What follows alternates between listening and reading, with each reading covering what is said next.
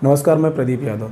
भारतीय media channel पर किसी न किसी मुद्दे पर डिबेट होती रहती है, लेकिन पिछले कुछ सालों में बहुत ज़्यादा परिवर्तन देखने को मिला है जब टीवी एंकर सत्ताधारियों से सवाल न करके विपक्ष पर उंगली उठाते रहते हैं। लेकिन कुछ नेता ऐसे भी हैं कि जब टेलीविज़न एंकर से तंग आकर उनकी बोलती बंद कर देते हैं। हम बात करने वाले हैं AIMIM नेता असदुद्दीन ओवैसी की, और उन्हीं के कुछ डिबेट्स के बारे में आज इस पूरे वीडियो में हम बात करेंगे कि वो किस तरीके से टीवी एंकर्स पर हावी होते नजर आए हैं। 2019 में जब मोदी इलेक्शन जीते थे तब उनका ABP न्यूज़ पर इंटरव्यू हुआ। एंकर रोमाना खान ने उनसे मोदी की जाति को लेकर सवाल किया। उसके बाद ओवैसी उन पर भड़क उठे और बीजेपी का स्पोक्स पर्सन उन्हें बता डाला। क्या विपक्ष की दिक्कत यही है कि वो जाति के बंधनों में बंधा हुआ है, और वहीं दूसरी तरफ प्रधानमंत्री नरेंद्र मोदी की तरफ से तो कहा जाता है कि मेरी जाति एक ही है, मेरी जाति गरीबी है, उसे हम क्यों नजरअंदाज कर देते हैं? सर मैडम, मेरी आपसे रिक्वेस्ट है कि आपको अगर तकलीफ हो रही है मैं मोदी के खिलाफ कह रहा हूं तो मुझे मत बुलाइए चैनल के ऊपर। आप सवाल करिए, आप अपना ओपिनियन मत दीजिए मैडम। नहीं सर, मैं आपका सिर्फ काम मुझसे सवाल करना है, मुझे रोकना दूसरे है। नजरिए वाला मगर सवाल रख रही हूं, तो मुझे ऐसा लग रहा है कि आप नजरअंदाज कर रहे हैं। मैं सिर्फ सवाल रख रही हूं सर।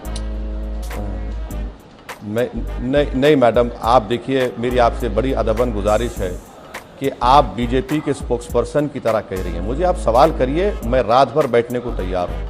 तकलीफ अगर आपको हो रही है तो इससे आप अपने आप को एक्सपोज कर रही हैं कि आप बीजेपी को चाहती हैं, मगर कम से कम एंकर का जो आपका रोल है वो आप मुझसे बेहतर जानती हैं। मेरी आप चलिए अब आपके सवाल का जवाब देता हूं। मैं आपसे यही अर्ज कर रहा था कि तमाम पार्टीज करती हैं, कास्ट को सब इस्तेमाल करती हैं, इसमें कोई बीजेपी नहीं करती है मत कहिए आप। बीजेपी भी करती है, ज़्यादा करती है। बीजेपी में प्रॉब्लम, बीजेपी में एडवांटेज ये हो गया है कि वो कास्ट को हिंदू आइडेंटिटी से जोड़ देती है। CA और NRC को लेकर ओवैसी का इंटरव्यू आज तक पर हुआ, जिस पर एंकर श्वेता सिंह ने ओवैसी से तीखे सवाल किए। उसके बाद ओवैसी ने श्वेता सिंह से कहा कि आप ये सवाल मोदी सरकार से करिए। उसके बाद जब वो घुमाने लगी, उसके बाद ओवैसी ने उन पर भड़क उठे और उन पर खरी खोटी सुनाने लगे। गृह मंत्री ने जो कहा था और उसके बाद प्रधानमंत्री ये कह रहे हैं, तो कौन झूठ बोल रहा है? आपके भाई जो बयान दे जाते हैं, आपसे सफाई मांगी जाती है, और उस समय आप जो बयान देते हैं ना, उसके बाद वो पत्थर की लकीर मान ली जाती है। अब गृह मंत्री ने कहा, प्रधानमंत्री ने कहा, नहीं ऐसा नहीं है, बात किसकी मानी जाएगी? देखिए मैडम, आप मेरे सवालात का जवाब हजम नहीं कर पा रही हैं, इसीलिए आप चले गए मेरे भाई पर। आप डिबेट मेरे भाई पर कर रहे हैं तो उनको बुला लीजिए, मैं चला जाता हूं। अगर आप डिबेट कर रहे हैं कि अमित शाह ने जो कहा वो सच है या झूठ है, तो मैं तैयार हूं। मैं आपको मिनिस्ट्री ऑफ होम अफेयर्स के वेबसाइट से कोट करके बता रहा हूं, और आप दूसरी जगह चले जा रहे हैं। मैडम, कब तक आप लोग गवर्नमेंट को सपोर्ट करते रहेंगे? मत करिए ना, कभी सच्चाई को तो मान लीजिए। अगर मैं झूठ कह रहा हूं तो आप आधे घंटे के बाद मुझे बुला लीजिए, मैं तैयार हूं सुनने के लिए। मैं तो मिनिस्ट्री ऑफ होम अफेयर्स के वेबसाइट से कोट करके बता रहा हूं आपको डिफरेंस। मैं आपसे अपील कर रहा हूं कि सच्चाई को जानिए, छोड़िए मैं गंदा आदमी हूं, मेरा भाई भी गंदा है, हम बुरे हैं। अगर आप अच्छे हैं तो इस देश को अच्छा रखिए ना, छोड़ दीजिए हमारा क्या हाल है, हम गुनाहगार हैं जो भी है। ऐसा विरोध प्रदर्शन हो, विरोध प्रदर्शन किसके लिए हो रहा है? उसी चीज को जिसको आप कहीं से कहीं घुमा फिराकर धर्म से जोड़ दे रहे हैं। मैडम, जो दिल्ली में और पूरे देश में जो प्रोटेस्ट हो रहा है वो कैसे मुसलमान कर रहे हैं? आपको गलत फहमी है मैडम, माफ करना मैडम। आप टीवी स्टूडियो में बैठिए, आप रोड पर आकर देखिए, उसमें हर मजहब के, हर कास्ट के लोग और खास तौर से महिलाएं उसको लीड कर रही हैं। अगर आप उसको मजहब की ऐनक लगा के देख रहे हैं तो मुझे अफसोस हो रहा है, बल्कि उनकी तौहीन हो रही है। आज तक पर वोट बैंक की राजनीति को लेकर अंजना ने ओवैसी से सवाल किया, जिसके पलटवार में अंजना को घेर लिया ओवैसी ने और उन पर तीखे सवाल करने शुरू कर दिए और उनकी बोलती बंद कर दी। भी अपने भाषणों में कैंपेन ट्रेल मैंने आपका किया ओवैसी साहब, आप भी बार बार कहते थे इंशाअल्लाह ये मोदी जाएगा। आप भगवान का नाम, आप अपने खुदा का नाम ले सकते हैं, तो फिर ये पार्टी क्यों पीछे रहे? क्योंकि इनको भी लगता है कि इसी के जरिए हम अपने हिंदू वोटर्स को पोलराइज करेंगे। अगर मैं कहूंगा कि इंशाअल्लाह अंजना ओम कश्यप और मशहूर हो जाए तो क्या आप कम्युनल हो गए? अगर मैं कहूंगा कि इंशाअल्लाह मैं दोबारा MP बनूंगा तो मैं कम्युनल हो गया। लेकिन अगर बीजेपी का कोई नेता कहे कि जय श्री राम अंजना और पॉपुलर हो जाए तो वो कम्युनल हो जाएगा। नहीं ओवैसी जी, यही तो मेरा सवाल है कि अगर बीजेपी का कोई नेता ये कह दे कि जय श्री राम अंजना और पॉपुलर हो जाए तो वो कम्युनल हो जाएगा।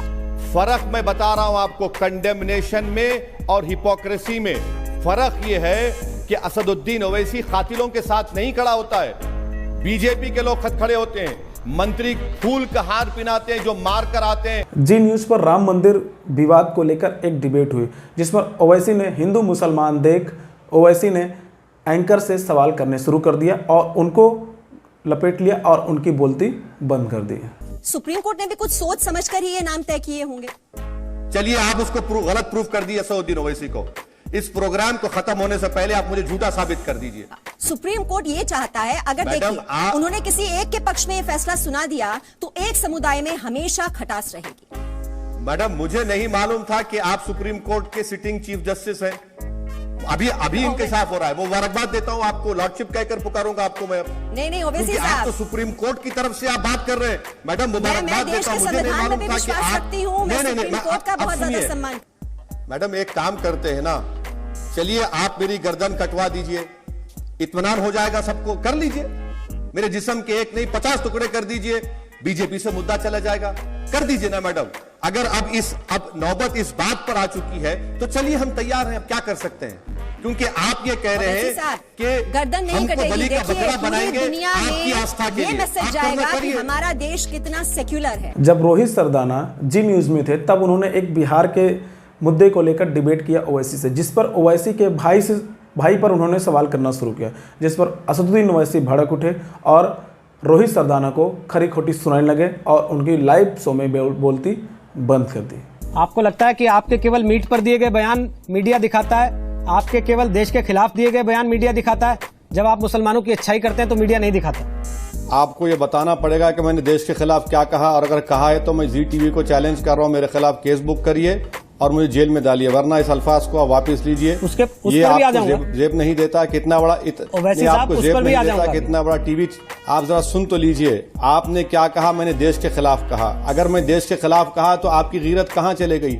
आप एक गद्दार को क्यों बुलाया अपने टीवी चैनल पे? सर, मेरा सवाल ये है, आप बताइए केस। सर, आप एक सांसद भी हैं। असदुद्दीन ओवैसी, आप एक सांसद भी हैं। आप इस तरह की बात सांसद भी हैं। नहीं, हम आगे आप नहीं एक वकील भी हैं। नहीं, हम आगे नहीं, आप एक वकील भी हैं, हम आगे नहीं बढ़ सकते जब तक कि आप मेरा एक भाई के बयान बयानों बताएंगे के जो मैंने साथ देश हैं के कि खिलाफ नहीं कहा। है? आप अपने भाई के साथ हैं कि नहीं है?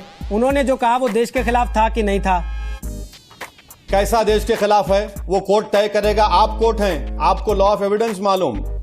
आपको तो मालूम है ना, आप तो वकील हैं, इसलिए आप छुपा सकते हैं। नहीं, मुझे नहीं मालूम। देकर मैं आपको चैलेंज कर रहा हूं, अगर आप में मर्दानगी है तो मुझ पर केस बुक करिए। चलिए, मैं आपको चैलेंज कर रहा हूं। मैं आपको चैलेंज, मैंने जो कुछ कहा, आप कहलाना चाहते हैं बैरिस्टर। जो कुछ कहा। दोस्तों, ये हैं कुछ डिबेट AIMIM नेता असदुद्दीन ओवैसी के, जिस पर उन्होंने एंकर को सत्ताधारियों से सवाल करने की सलाह दी है। और हम भी यही चाहते हैं कि हमारी जो देश की मीडिया है वो सत्ता में बैठे नुमाइंदों से सवाल करे, जिससे आने वाले जो आम लोग हैं उनको कुछ कल्याण हो सके।